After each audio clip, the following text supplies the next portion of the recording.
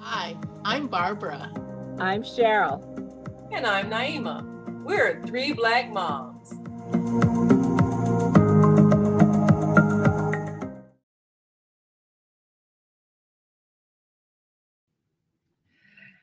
Well, happy Black History Month.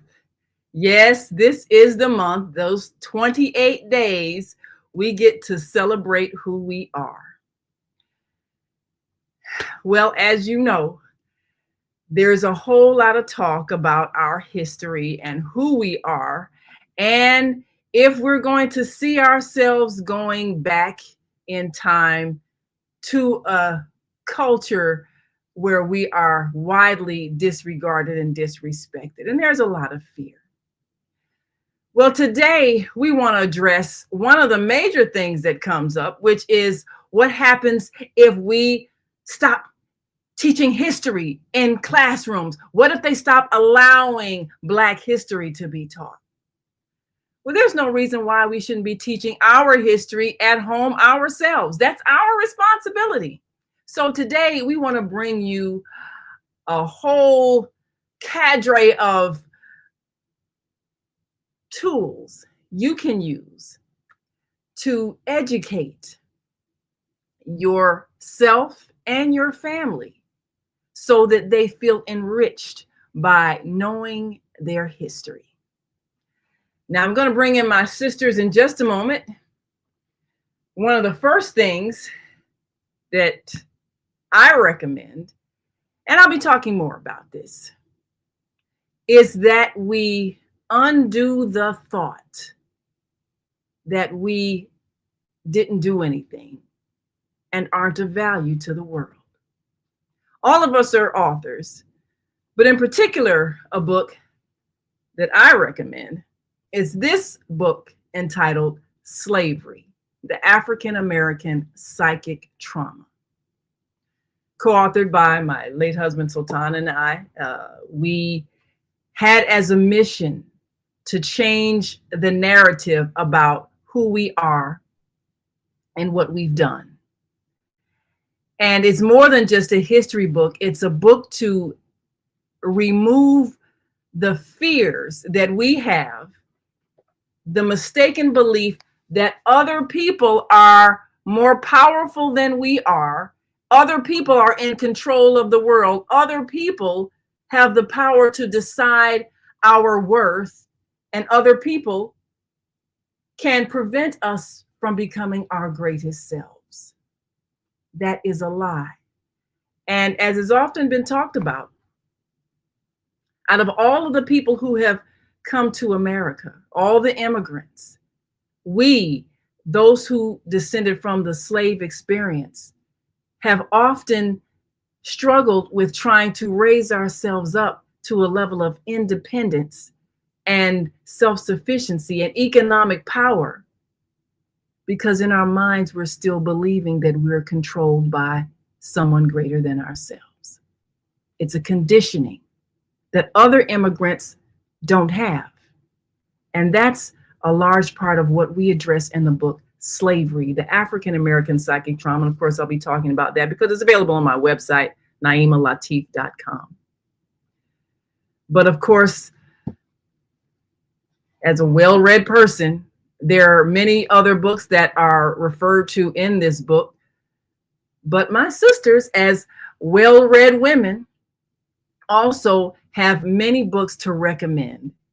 And we want them to give you an opportunity to purchase these books, not just in February, but as something that needs to be in your library from now on. And that is the way we address the fears of not having our history taught in schools. Teach it yourself. I think that is a very important statement. You know, here in Florida, there are processes at work now where they are, I guess my professor called it the anti-woke movement, where they are trying to limit what professors can actually teach in the classroom. Now, I have a friend who, you know, she is recently retired and she taught very excellent, uh, the type of books that would alert students and empower them to know the importance of knowing not just old Black history, but current history and how you are being impacted, and how it is important to be aware of the things that are being changed in your own state, and to recognize the kind of things that you need to vote on, because this type of education is very much needed.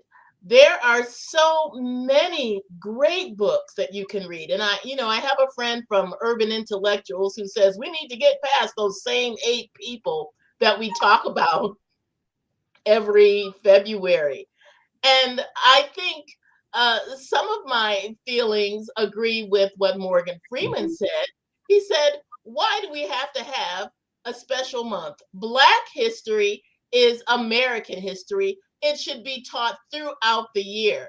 I believe the reason we have Black History Month is to try and catch up on some of the books and knowledge and things that have been ignored for so many years. I remember myself being in high school, and the only book I think we read was Uncle Tom's Cabin. And that was a good book. That was the book that President Lincoln said the little lady, Harriet Beecher Stowe, had started this great war. But there are so many narratives that are important to read in understanding not only the Black experience from a slavery point of view, but what is currently happening now to reinvest the thought of controlling people to the point of nearly making them slaves. And I would be pointing to the prison system that we have. For such an industrial country, we have the largest prison system of every other country on earth. And I would like to recommend Michelle Alexander's book. What's the name of that book? It New Jim is Crow.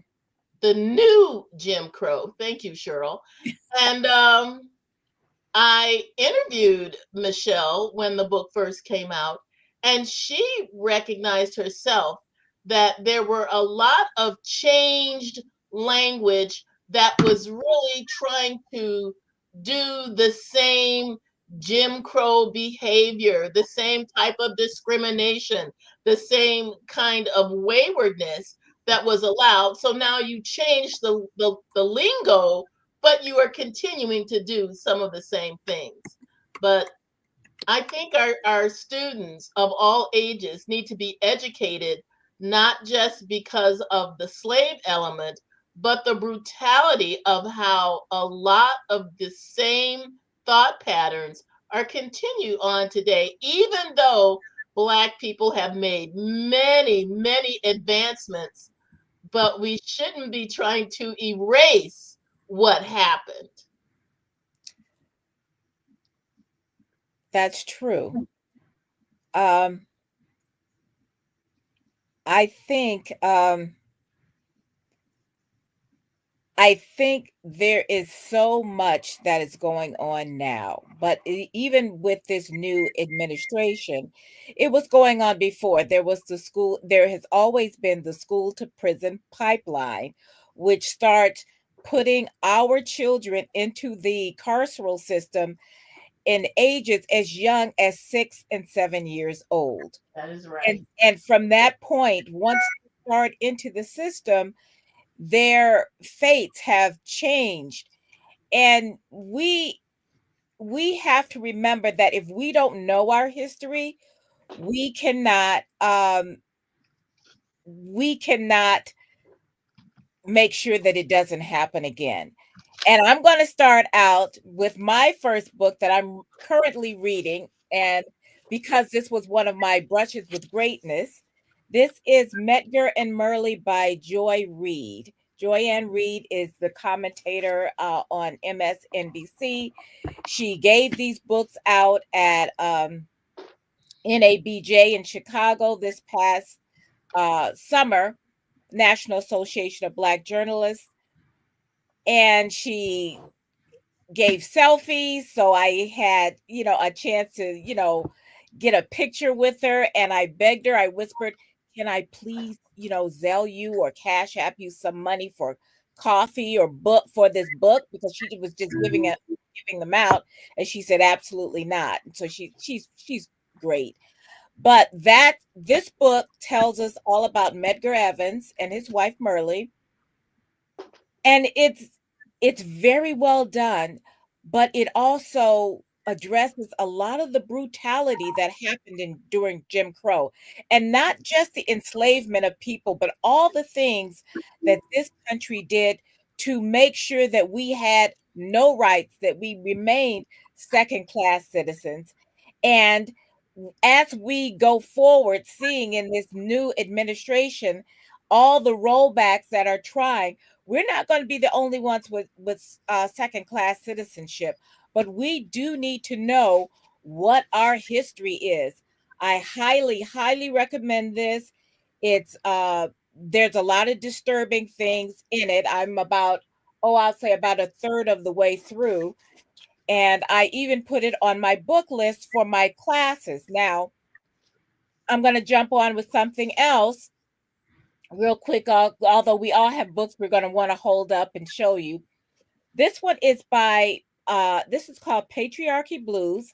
It's by Frederick Joseph. It's a New York Times bestseller.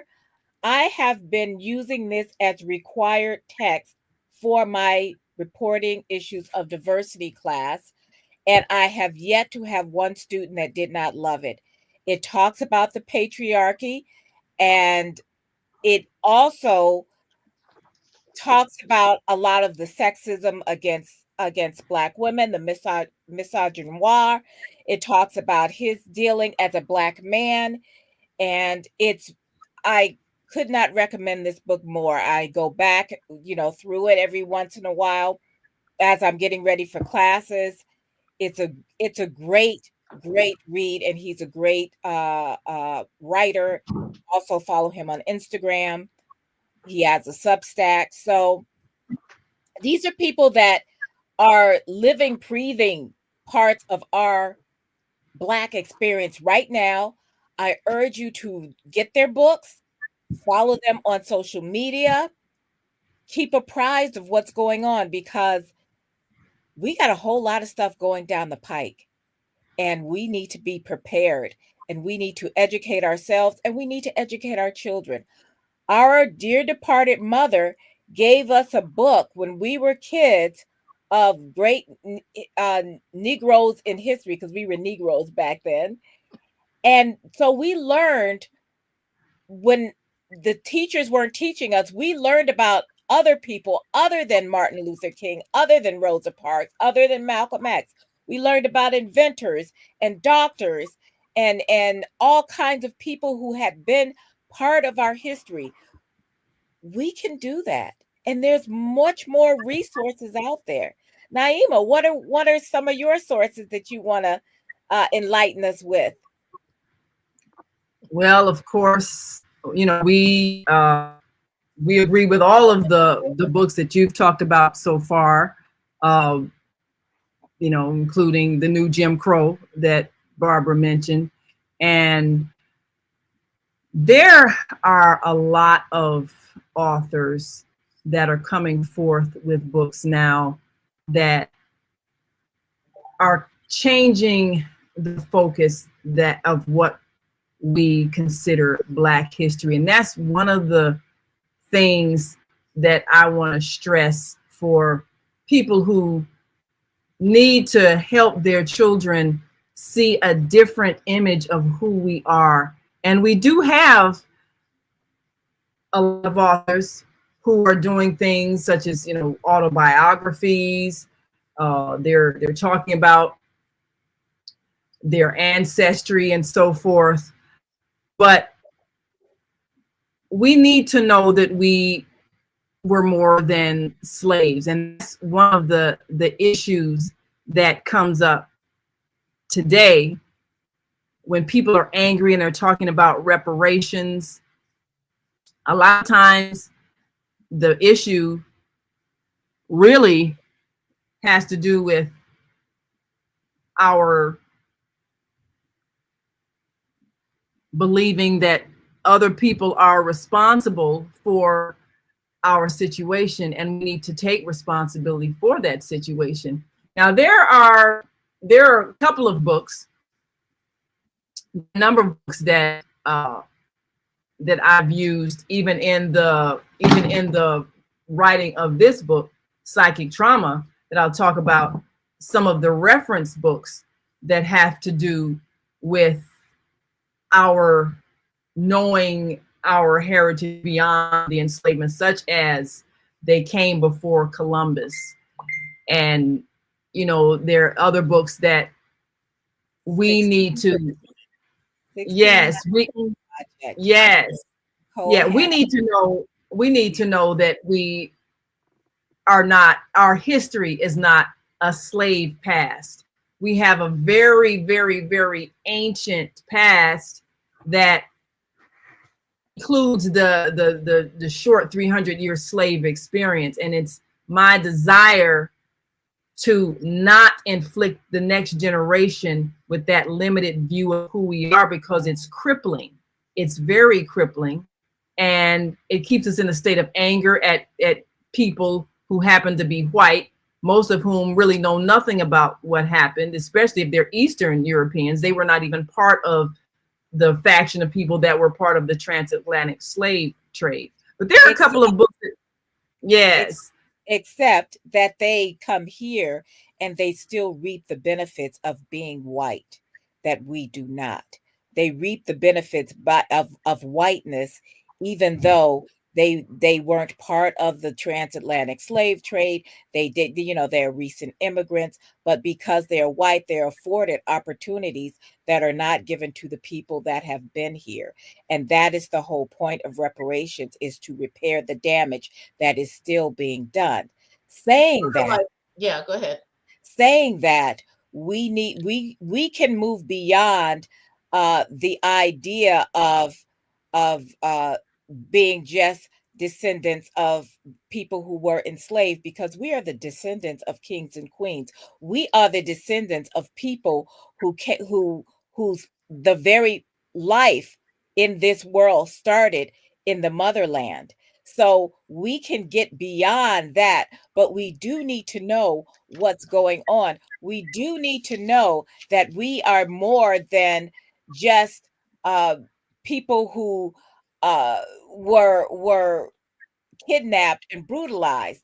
We have people in our lives who, like our forever first lady here, who knows about the light that we still carry, and that is her second book, The Light That We Still Carry. Yeah. So we there's such richness that we have, that we need to remember that it's not just our history, it's our present too. It is, you know, the book that has the classic Black narratives, or the I'm looking at The Life of Gustavus Vasa, 1789, from the classic Black narratives. And this was a man speaking about descending from kings and queens. He came from a very wealthy, rich family in one of the African countries before he was captured and brought to the States. But this was by various other places where he had been enslaved. Now, the classic Black, it's called the classic slave narratives, covers a lot of authors who have written not only of coming from their own homeland to this place, but also describing the slave experience before they achieved freedom. I know that because I am taking Black literature class, we were covering a lot of these authors who are sharing their experiences. These are people who have been read, educated. There was one story we read of Frederick Douglass when he was a young man.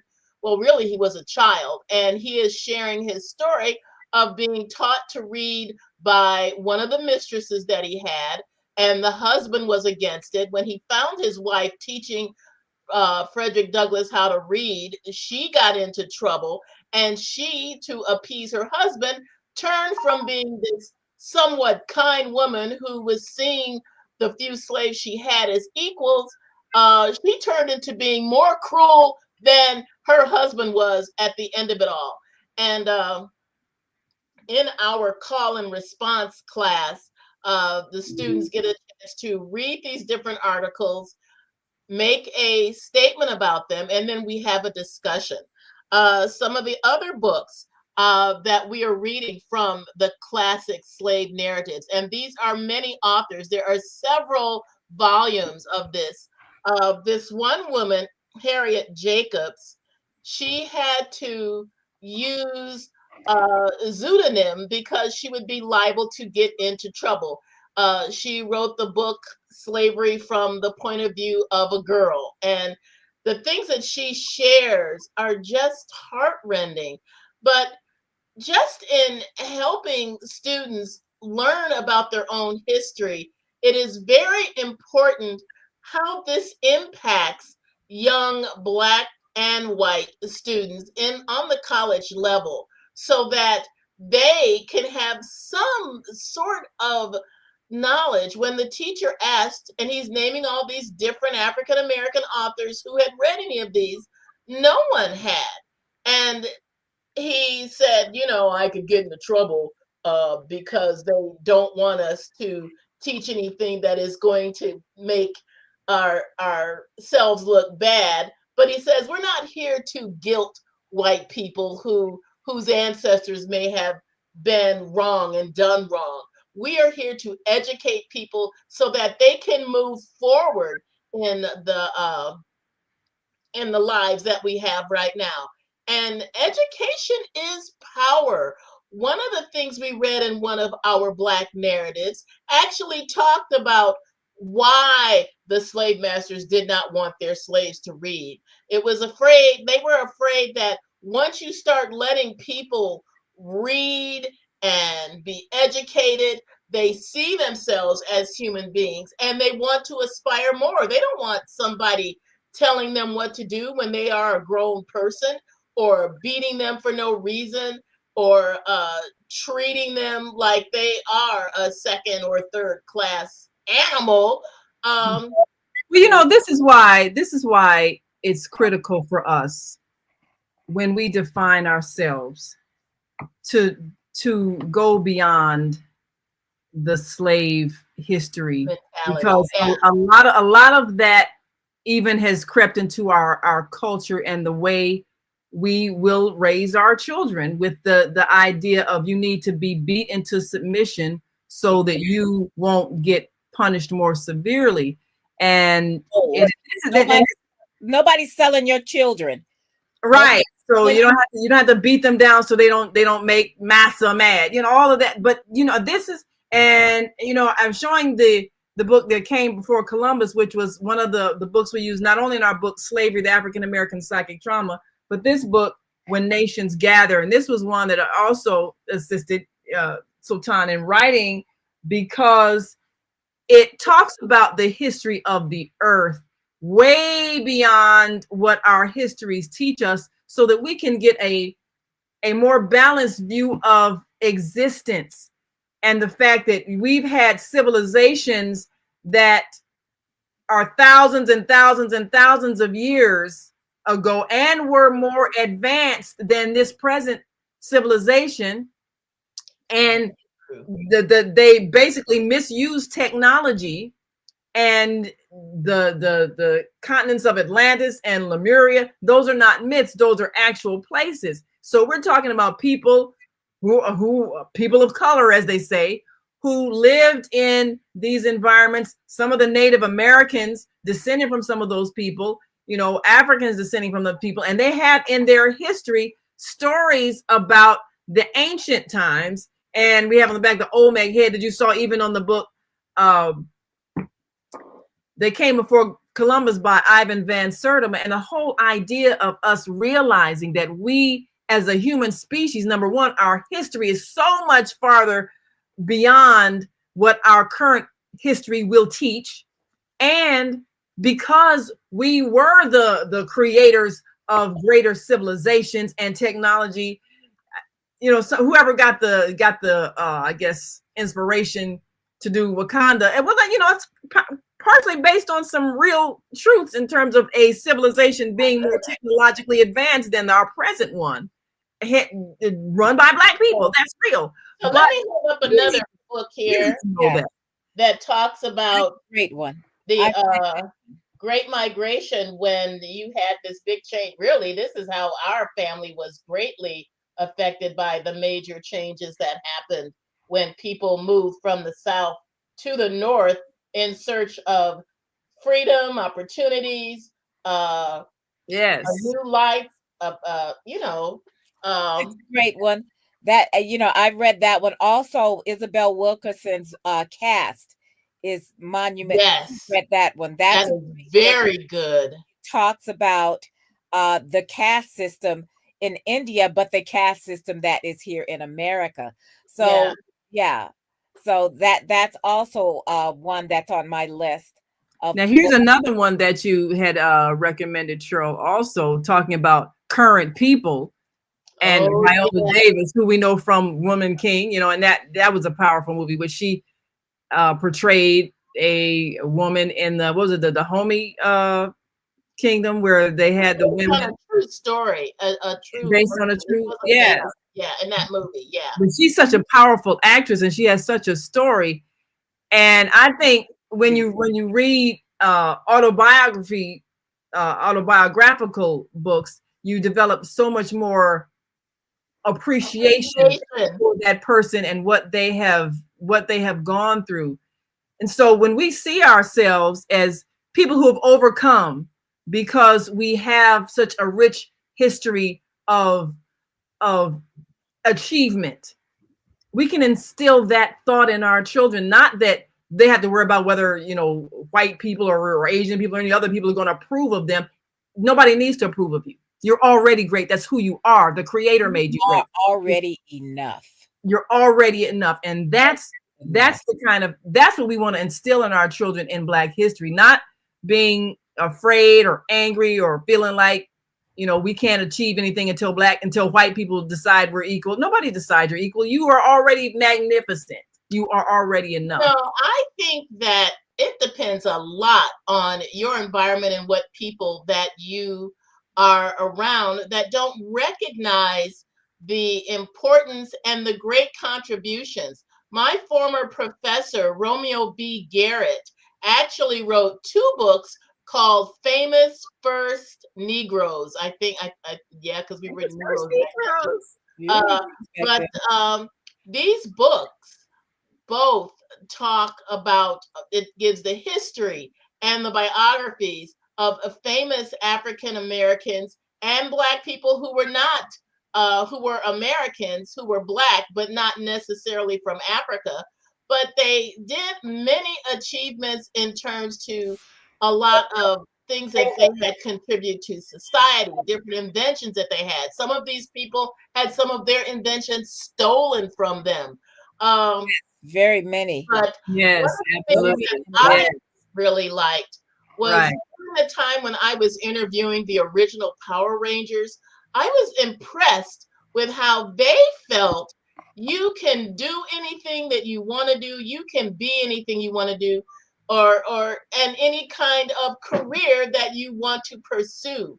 And part of it is because of their youth, that they had that fire and that gumption.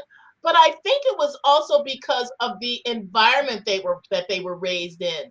The Black Ranger and the Red Ranger and the Yellow Ranger, you know, they were all very filled with this excitement about their jobs, excitement about things that they could do. And when they were being exploited, they all left that company because they did not want to. They had, the Power Rangers like took off like a bomb, and but they were not being paid well. And so, in order for them to continue, they wanted to do some changes in their contract, and things did not work out, and those people left, and that whole show kind of went downhill after that. So you Yeah. have to be willing to take a stand for yourself, because sometimes people will look for an opportunity or a way to exploit you and take advantage of you, even today. Absolutely. Well, we've got a viewer that wanted to throw in a comment. I guess the Carter G. Woodson's Miseducation of the Negro, and that is one of those flagship books that should be read by everybody. And Jacob Carruthers' Intellectual Warfare. Again, one of those books that reminds us of how we get brainwashed into self-hating beliefs, and that's one of the things that reading these books that we're recommending. We got some more we want to add. We're gonna take a quick break. We got tons. Let's yeah, we're gonna take a quick break and come back with some more recommendations. And feel free to write in your recommendations as well. We will share them with our viewing audience, because we want Black History Month to be Black history as a way of life, not just these 28 coldest days of the year. Not in Florida. But we wanted to be all year long, and therefore we're going to recommend some books that you should have for your personal library, and that you should read to your children or have them read if they are of reading age, and that you should introduce to your schools. Some teachers may not be aware of some of this sometimes they're not rich authors that will really invest good learning experiences for their students. Yes, some may not. Some may, they've gone through school, but they didn't have Black history. So we'll be right back after this quick break, and we want you to be thinking. Pull out your books out of your library and type in the comments if you're on a Facebook and YouTube channel, Three Black Moms. Write in your recommended reading list for Black History Month and all times, and we will certainly add that to our list of recommended reading. And we want you to think about how you can help spread the word about our very rich and vital history. We'll be right back. Stay with us.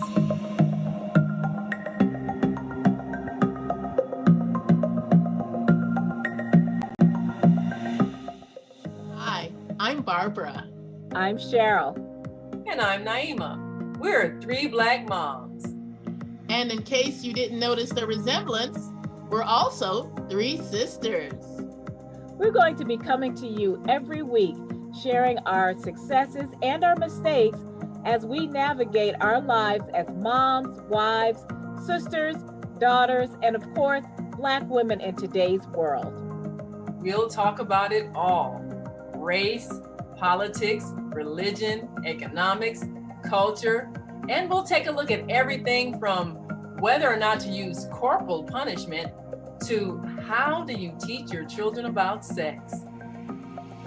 Look for our upcoming book, Growing Up Charles. It's a personal story about our lives growing up in Maple Park on Chicago's South Side. I'm Barbara. I'm Cheryl. And I'm Naima. We're Three Black Moms. Follow us on Facebook and subscribe to our YouTube channel, Three Black Moms.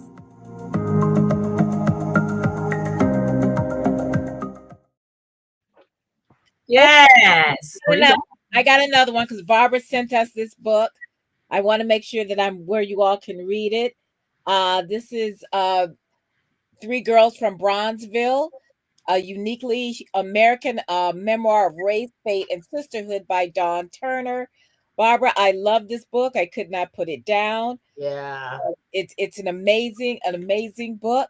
I'm also going to do a really quick plug for let's call him a friend of mine. This is by Ray H. Richardson. This is called Beyond Belief. Who he is to me actually is that he is my brother of my childhood best friend. And he wrote a book about a woman who wrestles with her religious values after her son was killed. And she ends up forgiving the man who shot and killed her only child. And this is What's the author's name again? Ray H. Richardson. Oh, Ray! See, it's not okay. But yes, those of us who knew him back then, but he goes by Raymond. And okay. And his book is called Beyond Belief.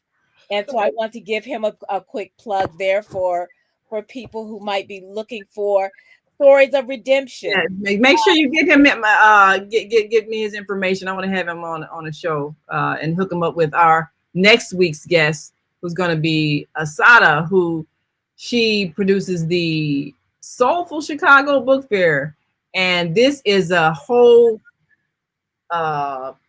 big celebration of authorship.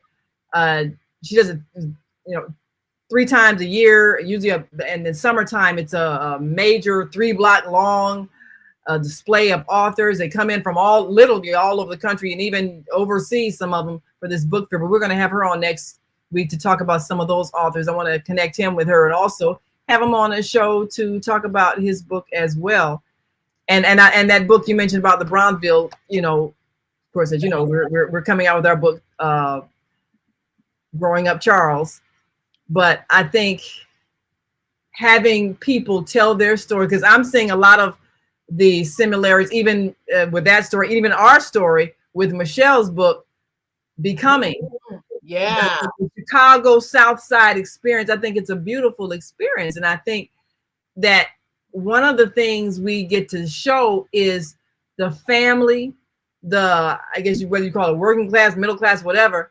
But it's a beautiful culture that we have, and a lot of what TV showed about Black family culture, disjointed, dysfunctional, and all we didn't experience the whole drug pimp thing and all that. I mean, that was not our life. Moms with the multiple baby daddies. Yeah, that is not everyone's history. That's not, and that is not everyone's experience. Right. Barbara, you probably have some other things that you'd like to show us. Oh my goodness. And then I sent several things to you, Naima. Yeah, I'll pull up a couple of those too. And now, that is Barbara. Yeah. Can you see that? No. Yeah, I think somehow the lighting is not showing that book. What happened to your lights? Oh, there you go. Yeah, that helps. Let there be light. Okay, and tell us the title of it. This is the Annotated African American Folktale, which tell a lot of historical narratives from the motherland.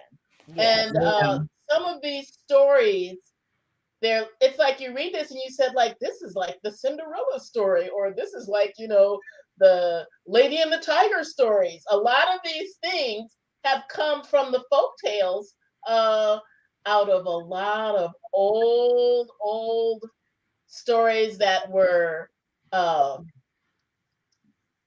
shared all the time in their what word am I trying to say? Origin? Oral stories that were oral stories. Now, this is a couple of people that we are Dark Sky Rising, Reconstruction, and the Dawn of Jim Crow. Henry Louis Gates. This author, he is like amazing. Let me go this way and you go that way. There you go. And it presents a captivating journey through America's turbulent past and our nation's attempts at renewal in this dynamic look at the Civil War's conclusion, Reconstruction, and the rise of Jim Crow segregation. And so this is one of those books that illuminate some of our current history and changes that are going on. This one, Slavery by Another Name, is another one of those books that is characterized by telling how some of the same old rulings come by different names, just like the war on drugs. That Yeah. was like a thing that was started that actually infiltrated into the Black neighborhood and did damage there. So it is good to know that euphemisms are code words for some people in government, in places of authority, to try to implement some of the same old bad behavior. Funny that you said that, Barbara, because last week was our week where we talked about code words and code words such as inner city, forced busing, state Yeah. rights. All of those things are dog whistles about segregation, and a lot of these things are have become part of our lexicon, and we don't realize that they are code words. Yeah. And we could do a whole lot of things. This is my favorite Black ballerina, Misty Copeland, The Wind at My Back. She wrote a book. She was a prima ballerina. Wow, Mm. that's nice. And she's just amazing. We can do everything. We are the global majority. The European Americans and Europeans and as a whole are anywhere from 7% to 11% of the global diaspora. And so we have to stop thinking of ourselves as minorities, because we are not. I never call us minorities.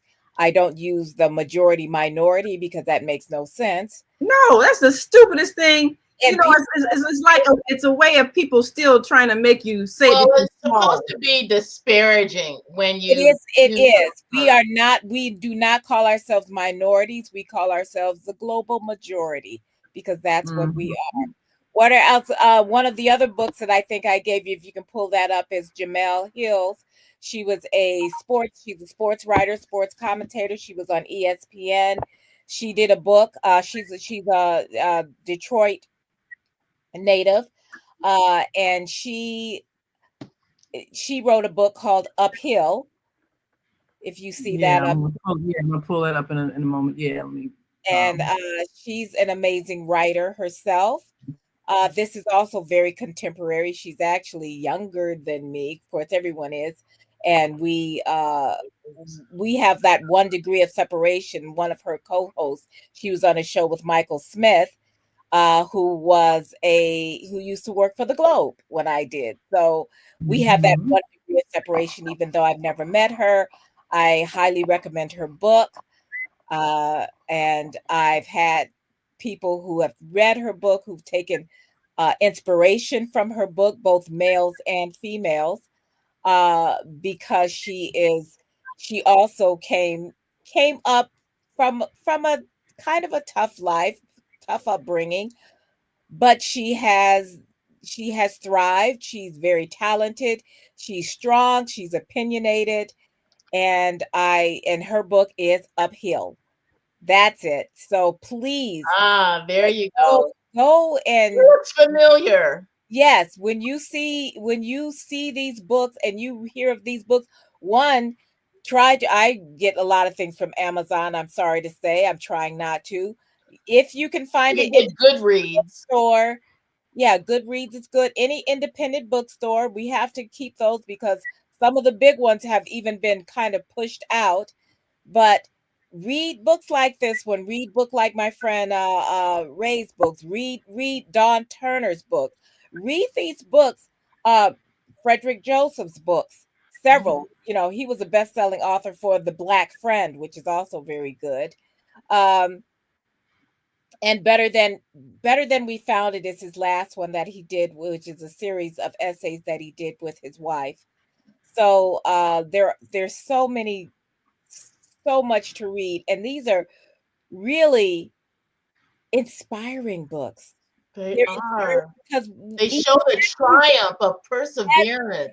yes, as we read, and the problem is a lot of us don't, this recent generation, and I don't want to put it all on them, but a lot of them haven't been encouraged to read. We've Yeah. been, everything is texting and short, and it's TikTok and it's Instagram and it's Yeah. X. It's at least go to Blue Sky, people. But we've gotten so much on social media that we forget what it's like to actually explore Sounds like a good book. that book. And if you have a Kindle like my Kindle, I have over 300 books on my Kindle. I'm constantly buying more books.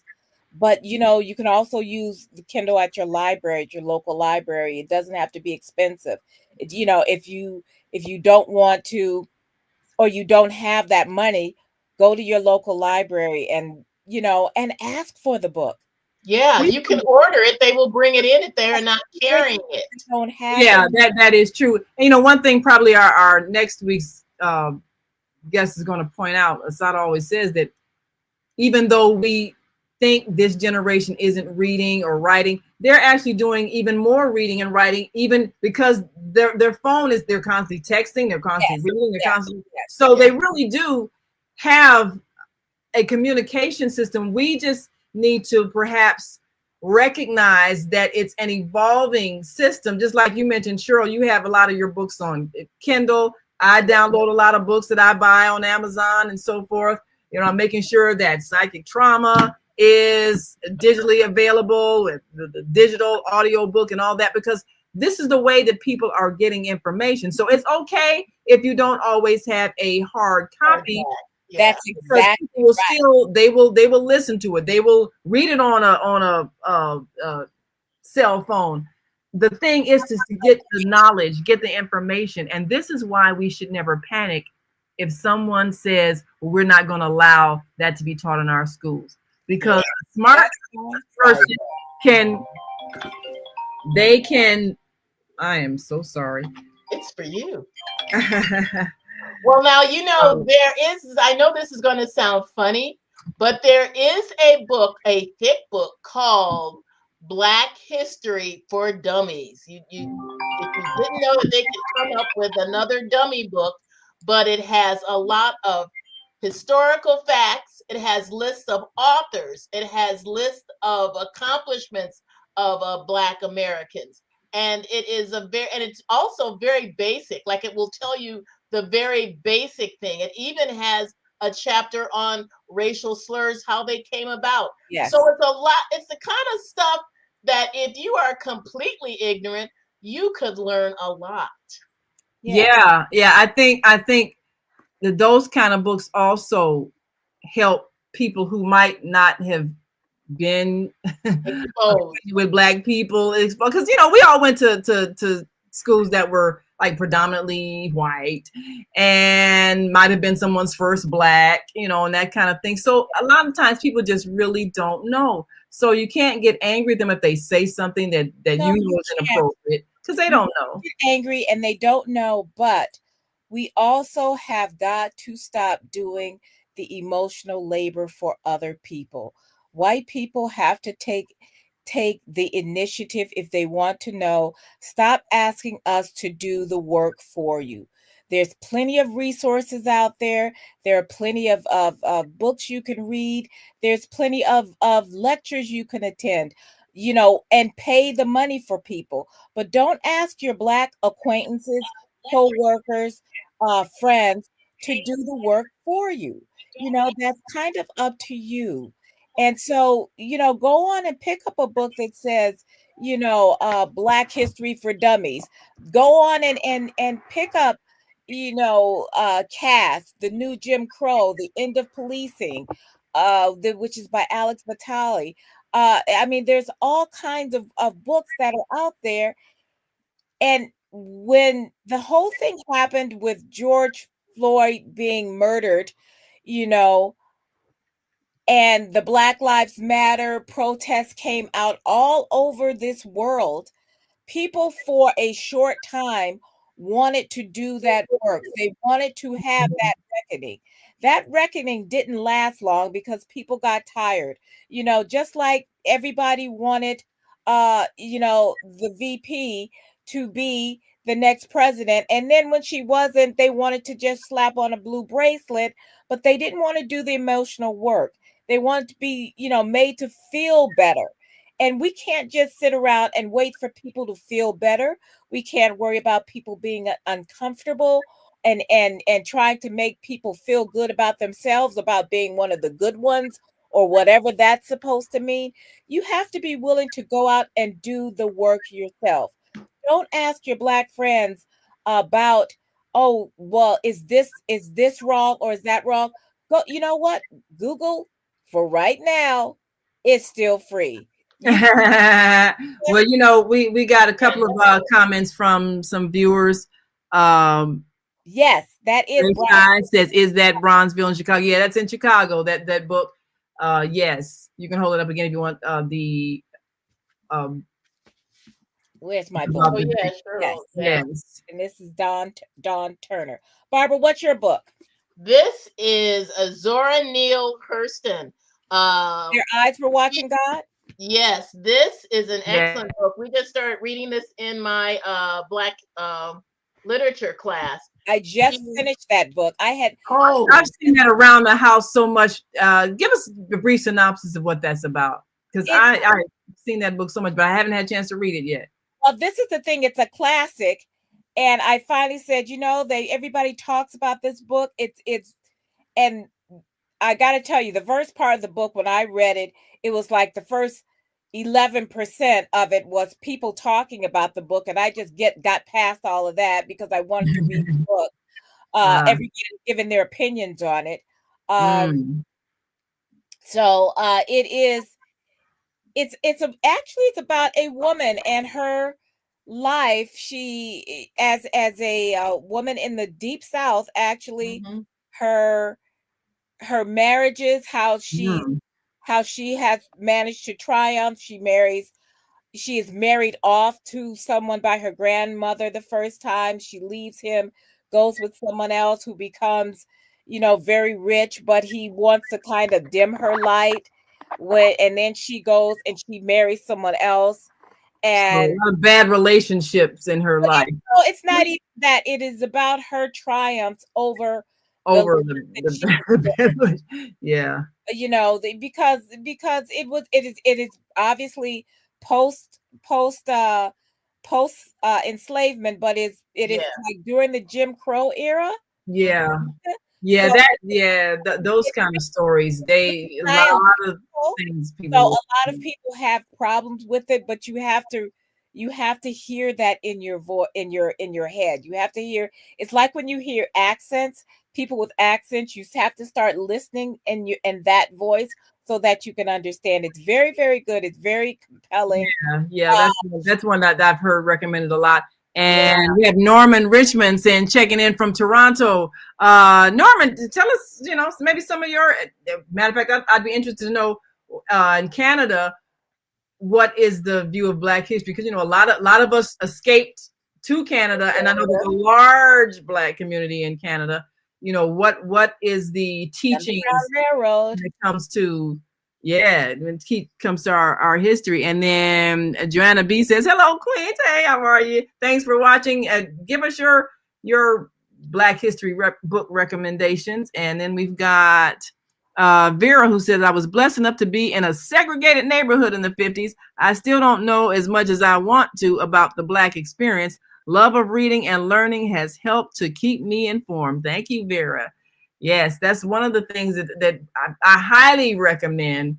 If you have children, if you're raising children, get them some books, because that will definitely, that'll overcome whatever the school isn't doing. And Vera says, happy to find you here. Yes, make sure you like and subscribe to our YouTube channel, 3 Black Moms, and our Facebook page, 3 Black Moms. You'll get the notices every time we're live at 5 every Sunday Central Time, 6 Eastern Time. Of course, wherever you are in the world, just adjust your time to join us live, because we will Now, always. Richard Wright is another excellent author with several books. I'm just holding up one of the ones that we're doing for my Black literature class. What is that? 11 million 12 Black Million Black Voices by voices? Richard Wright. First Now, is that like an anthology? Is that like an anthology of different? It is. I think we used that in my Black history class when I was in high school.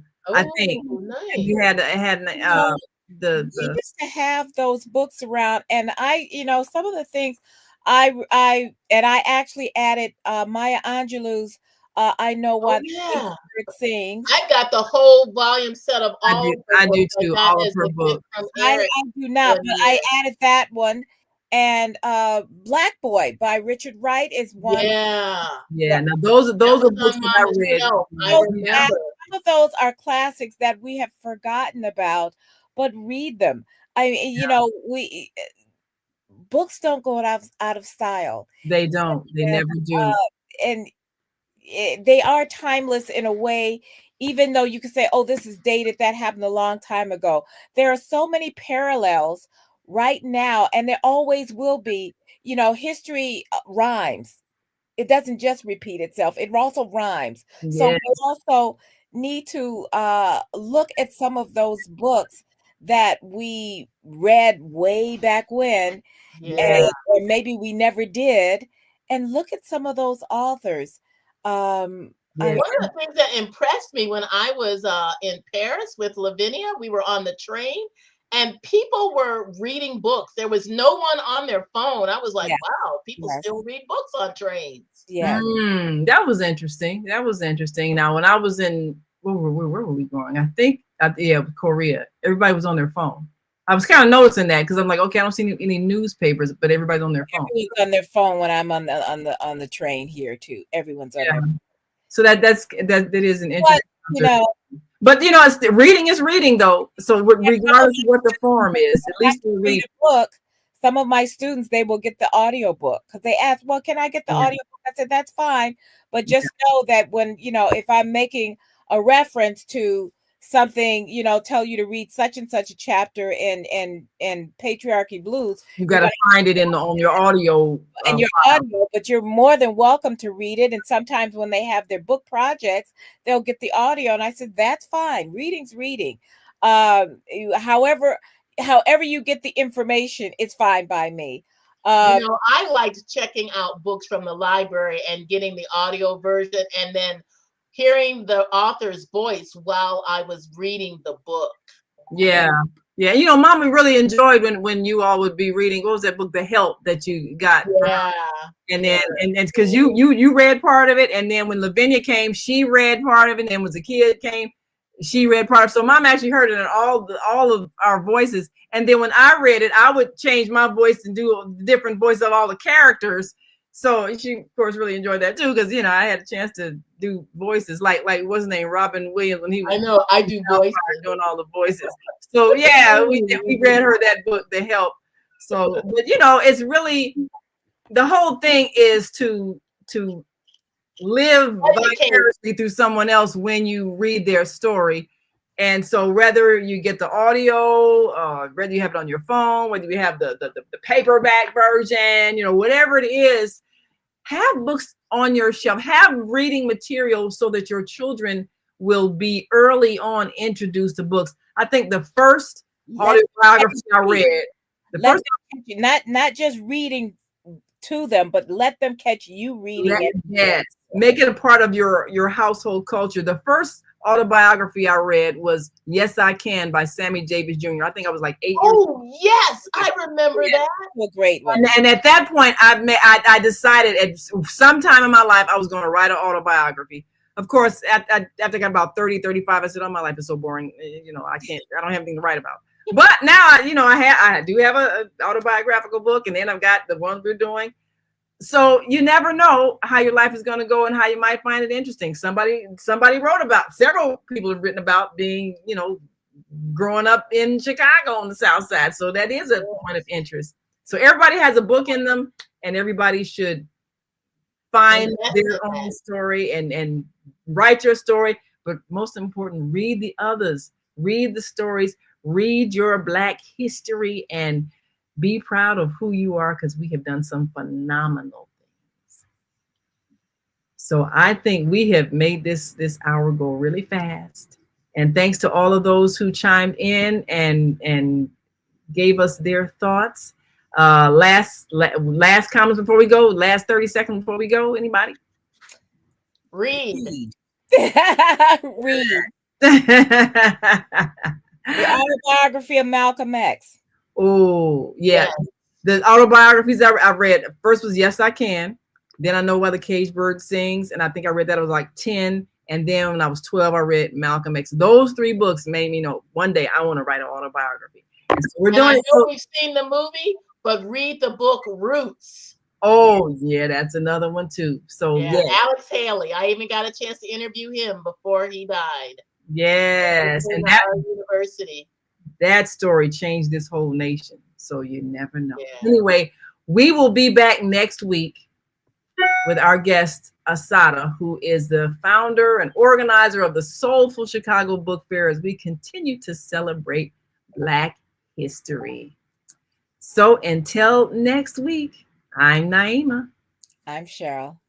I'm Barbara. We are 3 Black moms. Read.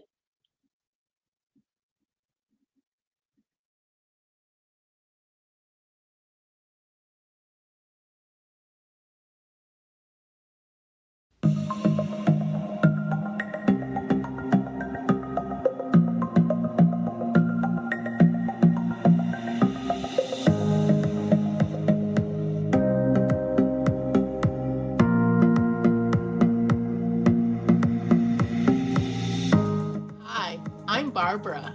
I'm Cheryl. And I'm Naima. We're 3 Black moms.